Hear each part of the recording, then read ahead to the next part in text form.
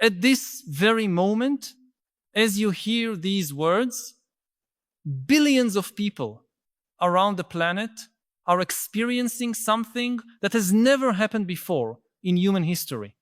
They no longer know who they are. They don't know what their place is in the world. They don't know what to believe in. They don't know where they're going. And most terrifying of all, they don't know if any of this matters. For the first time since we descended from the trees in the African savannas, our species has completely lost its way. We haven't just lost some references or traditions, as happened in other periods of transition. We've lost the very ability to create a reliable map of reality. It's as if all of humanity had awakened in an infinite labyrinth where the walls constantly move, where maps rewrite themselves as we try to read them, and where the only certainty is that the rules we learned yesterday will be useless tomorrow. If you feel lost, if you feel that the world no longer makes sense, if you feel that all the narratives that used to give meaning to human life have become suspicious or obsolete, you're not imagining things. You're clearly perceiving an existential crisis that is simultaneously the greatest threat and the greatest opportunity our species has ever faced. For tens of thousands of years, human beings developed sophisticated mechanisms for dealing with uncertainty and finding meaning in a universe that fundamentally doesn't offer ready-made answers to our deepest questions. We created religions to explain our origin and destiny. We built cultures to define our values and behaviors. We established traditions to transmit wisdom across generations. We developed rituals to mark the important passages of life. All these structures functioned as existential compasses, cognitive tools that allowed us to navigate the complexity of human experience without succumbing to the mental chaos that the complete absence of direction inevitably produces. A young person in ancient Athens knew they should seek excellence through virtue. A medieval peasant knew they should serve God and their feudal lord. A worker in the Industrial Revolution knew they should work hard to improve their family's condition. Even in times of great social transformation, there were always sufficiently stable reference points for people to build coherent identities and life projects with some sense of continuity.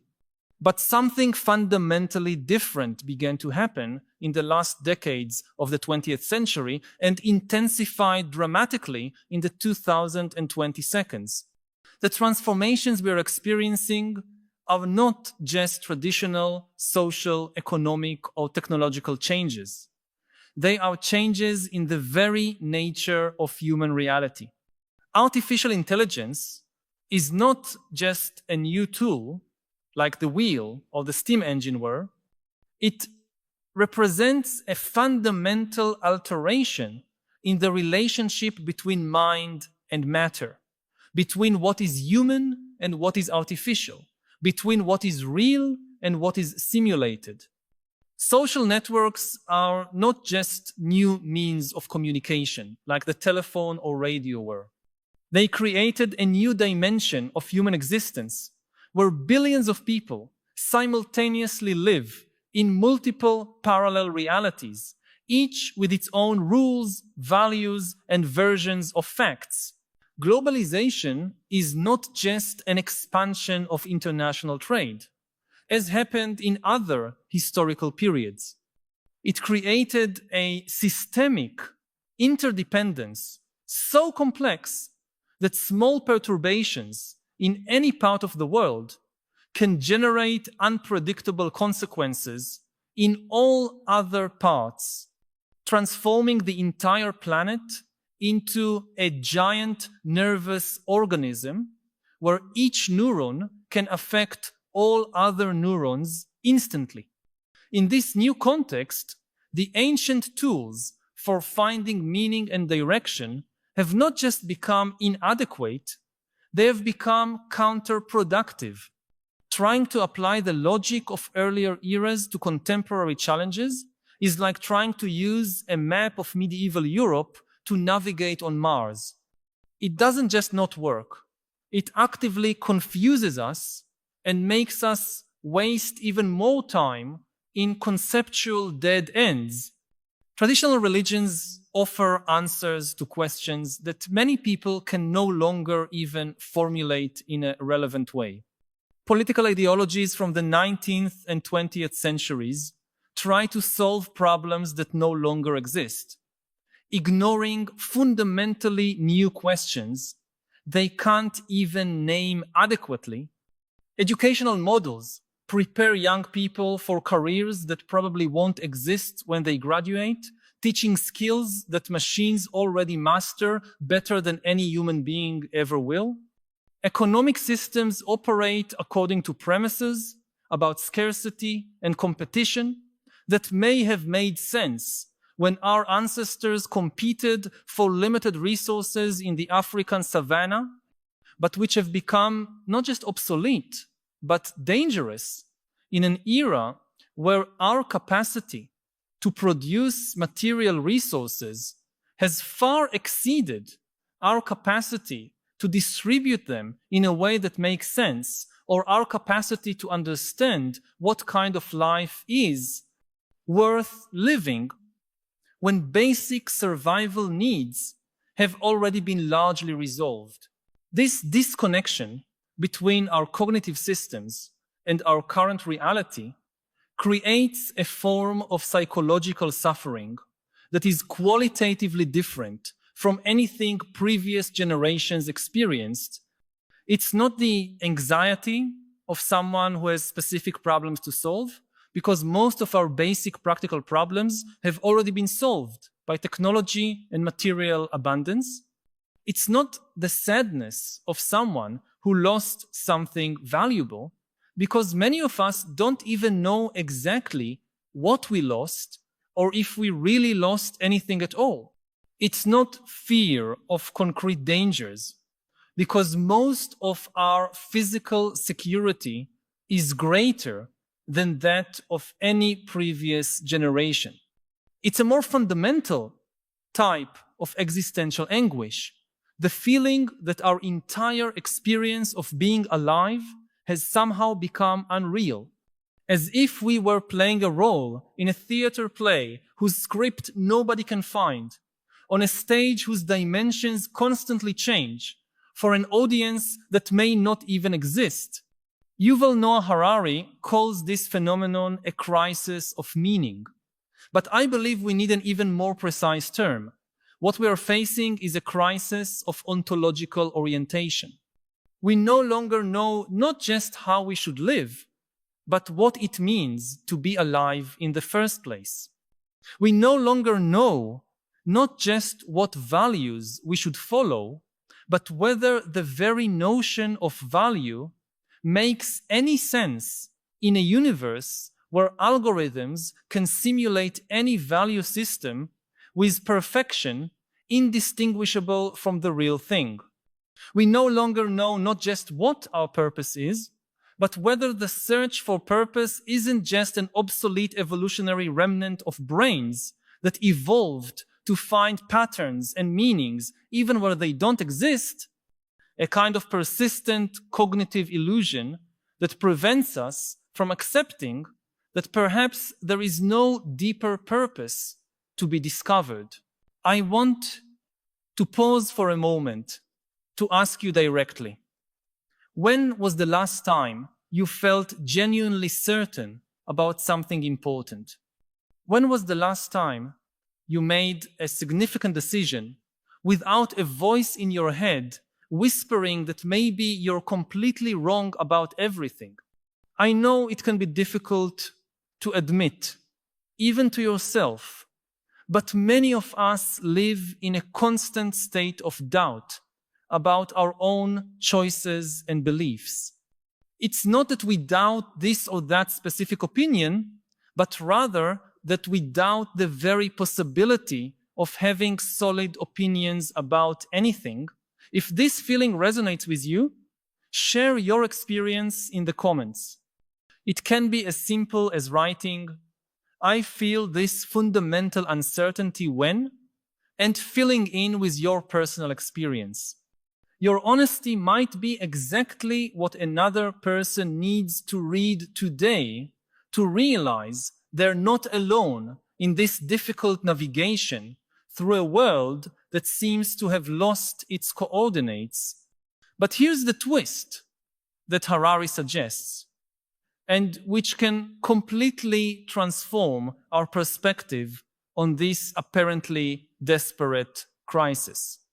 What if this feeling of being lost is not a problem to be solved, but rather a necessary stage in a deeper evolutionary transformation?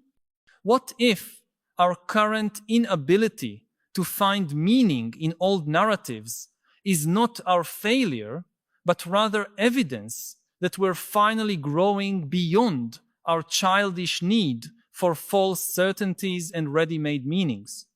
What if this disorientation is not the symptom of a sick civilization, but rather the birth pangs of a completely new form of human consciousness? Consider the radical possibility that our species is going through a cognitive metamorphosis, similar to what a caterpillar experiences when it transforms into a butterfly. During the pupa phase, the caterpillar literally dissolves. Its body structures break down into an amorphous organic soup. If you could ask the caterpillar's cells what's happening during this process, they would probably say that everything is terrible, that they're losing everything that defined them, that they no longer know who they are or where they're going. But this dissolution is not the end of the caterpillar. It's the necessary condition for the birth of something qualitatively different and in many ways superior. A creature capable of flying, of seeing the world from perspectives impossible for a caterpillar, of experiencing forms of freedom that couldn't even be imagined in the previous stage. Our civilization may be going through a similar process. The ancient structures of meaning are not simply being destroyed by malevolent external forces. They are dissolving because they are no longer adequate for the type of consciousness we are becoming. A human being equipped with instant access to all information ever produced by the species, capable of communicating in real time with anyone on the planet, living in a world where machines can perform most basic cognitive tasks better than any person, can no longer find existential satisfaction in the same things that satisfied our ancestors. Not because something is wrong with us, but because we have evolved beyond those previous stages of development. This doesn't mean we should completely reject everything that came before, but it means we need to learn to relate to our traditions in a completely new way, not as absolute truths to be followed blindly, but as useful tools for certain specific situations, as partial perspectives that can offer us valuable insights without imprisoning us in limited worldviews. It's like the difference between an adult who still literally believes in Santa Claus and an adult who can appreciate the beauty and utility of the Santa Claus narrative without confusing the metaphor with physical reality. Artificial intelligence, ironically, may be forcing us to finally discover what makes human intelligence truly special. When machines can process information, recognize patterns, and even simulate creativity better than us, we are forced to look for deeper and more subtle human capabilities. Perhaps our true evolutionary advantage is not in our ability to solve logical problems or memorize information, but rather in our unique capacity to experience subjective meaning, to create beauty for the simple pleasure of creating, to love without practical reasons, to ask questions that don't have objective answers, but which are still worth asking.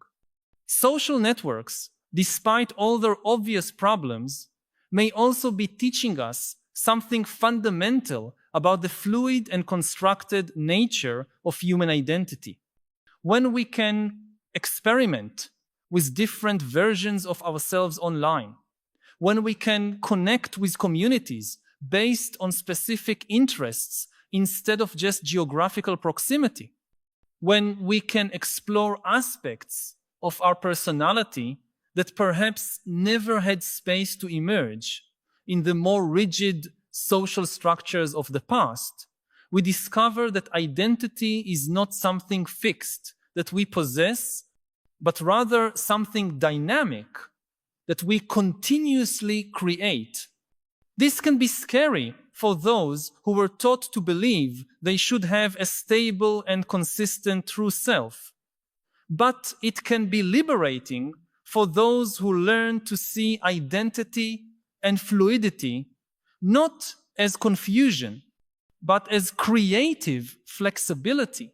Globalization, with all its complexity and interdependence, may be forcing us to develop a type of planetary consciousness that transcends the tribal limits that defined human experience for most of our history. When events on the other side of the world directly affect our daily life, when problems like climate change or pandemics can only be solved through global cooperation, when our economy depends on supply chains that connect hundreds of countries, we are forced to expand our capacity for empathy and our understanding of responsibility beyond the narrow circles of family, tribe, or nation. This can be overwhelming for brains that evolved to worry mainly about small and stable groups. But it may be preparing us to truly become a conscious planetary species. What Harari offers us is not a simple solution to our collective sense of being lost, but rather a radical shift in perspective about what it means to be lost in the first place. Instead of seeing our current disorientation as evidence that something terrible is happening to us, we can begin to see it as evidence that something extraordinary is happening through us. Instead of trying desperately to return to a past that offered more certainty, we can learn to navigate a present that offers more possibility. Instead of looking for new absolute belief systems to replace the old ones, we can develop the capacity to live creatively and compassionately amid fundamental uncertainty. This requires a completely new type of courage, not the heroic courage to fight against external enemies, but the contemplative courage to face the truth that we may never find definitive answers to our deepest questions, and that perhaps this is not a problem, but rather the natural condition of a consciousness sophisticated enough to ask interesting questions. It's the courage to find beauty in the search itself, meaning in the very process of questioning, purpose in the very capacity to imagine different possibilities for what human life can become. If these reflections have touched something you've been feeling, but perhaps haven't found words to express, know that you are not alone. By subscribing to the channel, you will connect with a growing community of people who share your concerns and your desire for a deeper understanding of the philosophical challenges of our time. Each week, we meet here to explore together the great questions that define our era and to seek not just understanding, but also wiser ways to live amid the transformations we are witnessing. This is not just a channel, but a space for dialogue and collective growth. Join us in this continuous journey. Subscribe so we can continue this essential conversation about how to live with more wisdom and purpose in a world that often leaves us disoriented and divided. Harari's response to those who feel lost in 2026 is not a detailed map that tells us exactly where to go. It's something much more valuable. The understanding that being lost can be paradoxically exactly where we need to be to discover who we really are and who we can become. Our current disorientation is not the end of the human story. It's the beginning of a completely new chapter, one we don't yet know how to write, but which we have the extraordinary privilege of helping to create. And perhaps, in the end, the only direction that really matters is the willingness to keep walking with curiosity and compassion, even when we don't know where the path leads. One of the reasons that the order of the world is collapsing is that we have deficit of trust. And it makes us extremely vulnerable to AI. And it also guarantees a very dangerous kind of AI that will try and probably succeed in taking the world from us. You can think about AIs as the children of humanity. When you try to educate children, there are the things you say to them, and there are the things they observe you actually do. And your behavior has far more influence on their education than what you tell them to do. So if we kind of tell our AIs, don't be power hungry, don't be untrustworthy, don't cheat, don't lie, don't manipulate. And then the AI observes us constantly manipulating and cheating and grabbing power. The AI will learn from how we behave.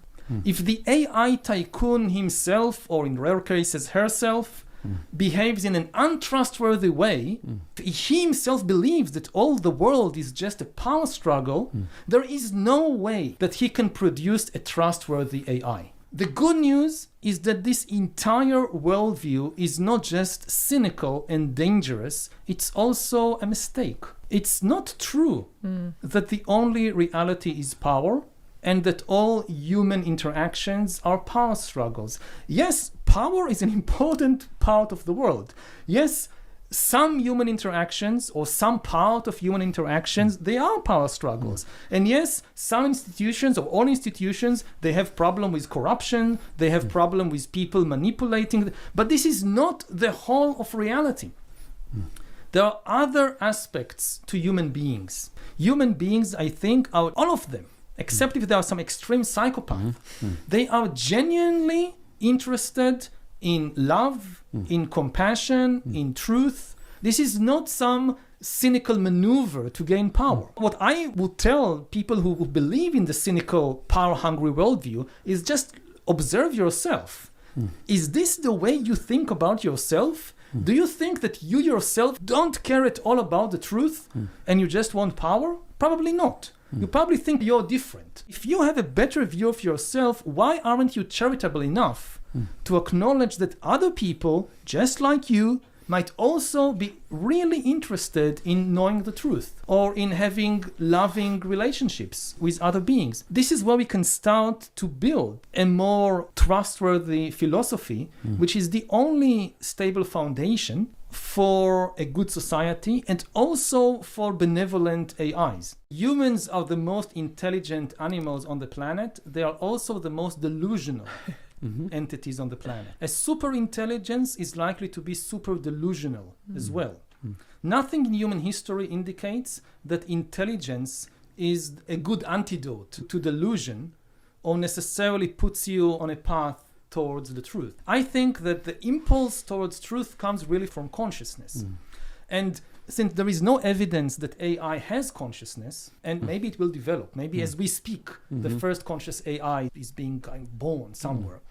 But so far we have no convincing evidence that it is conscious, that it's capable of suffering. One of, I think, the big delusions of places like Silicon Valley is this overemphasis on intelligence, which is partly because there are extremely intelligent people there, who their life is built on intelligence, and they tend to overvalue intelligence. And this is a very dangerous thing. My kind of historical instinct is that a super intelligent AI, if it lacks consciousness, it will not pursue the truth. It will very quickly start to pursue other things, which will be shaped by delusions of various types. Yuval Noah Harari, I'm very happy to see you. Thank you for coming. It's my pleasure. It's good to be here. Well, we're going to talk about your book, Nexus. And after reading it, I've been thinking a lot about, well, the end of the world and the annihilation of the human species. I mean, do you go around thinking like that as well? I think it's a possibility, but it's not deterministic, it's not inevitable. The whole point of writing a book warning about these dangerous scenarios is that these are just scenarios. We still have the power, the resources to prevent them. But, you know, every previous technology, in a way, empowered us. Even nuclear weapons, of course, they could destroy us, but only if we decide. Atom bombs empowered us because the bomb cannot decide who to bomb, who to kill. You always need a human being to make the decisions. AI is different. It's the first technology in history that can make decisions by itself, which means that it's no longer a tool, it's an agent. It's an independent agent. Similarly, it's the first technology in history that can create new ideas by itself. And of course, also invent new weapons. So it's like a nuclear bomb that can invent a more powerful nuclear bomb that can invent an even more powerful nuclear bomb. It doesn't have to go in that direction. It's not inherently evil or bad. It has a lot of positive potential. It could provide us with the best healthcare in history. It could help us prevent catastrophic climate change. And this is really just the beginning of the process. You know, if you think about the evolution of organic beings, so it took billions of years to get from amoebas to dinosaurs. Digital evolution is millions of times faster. And if GPT-4 or ChatGPT, this is the amoeba, so how would the T-Rex look like? Yeah. Well, I mean, you're right that it won't be what we imagine, that it won't be like in Matrix or Terminator where artificial intelligence will roam the streets and kill people. No. But so what will it look like? I mean, what are the potential dangerous outcome? It's not like there is one big computer somewhere that is trying to take over the world.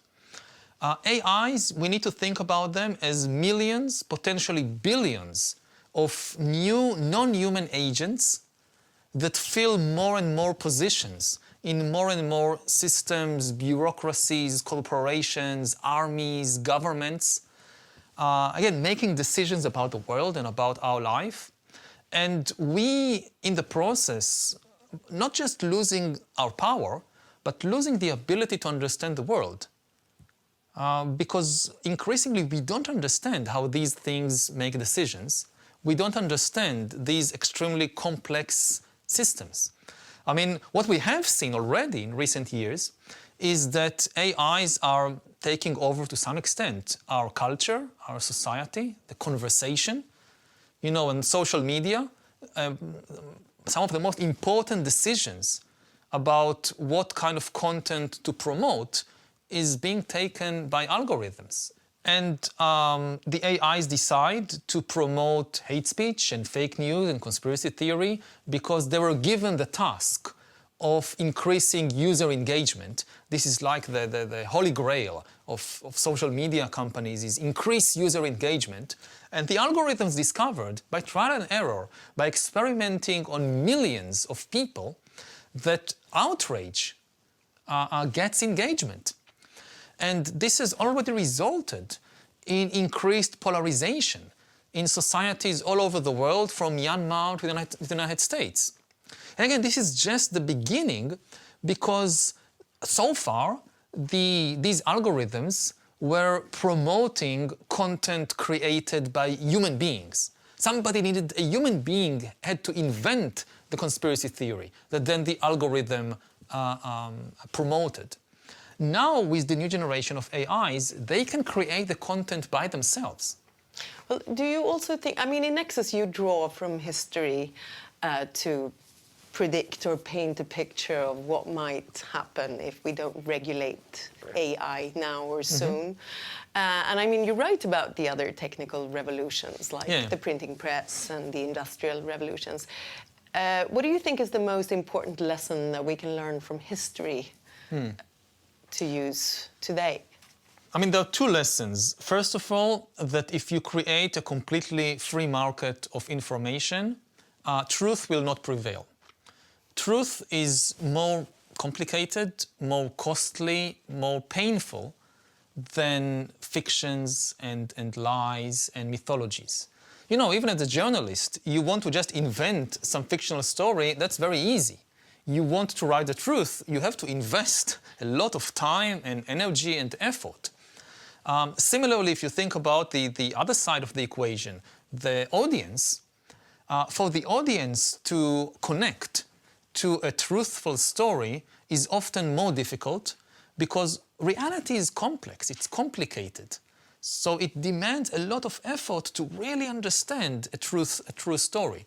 Whereas a fictional story, you can make it as simple as possible. So if you want the truth to win, you have to tilt the balance, you have to invest something. The other lesson that we learned from previous big technological revolutions is that humans are extremely adaptable, but the process of adaptation is costly and dangerous.